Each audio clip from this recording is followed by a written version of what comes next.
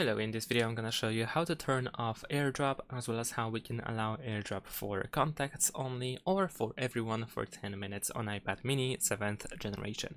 So we have two main ways to do so.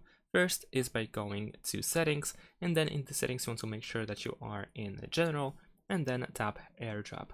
And over here we have three options: receiving off, so AirDrop is disabled; contacts only, so you are visible only for your contacts; and then everyone for 10 minutes, so you can get items or I don't know, anything really by using AirDrop by everyone.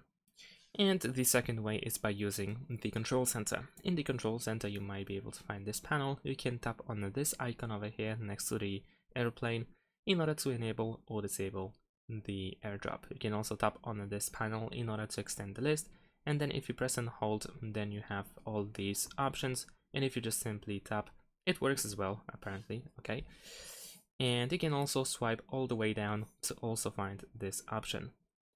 Oh right, so you can also tap on the icon itself instead of the button in order to quickly disable AirDrop.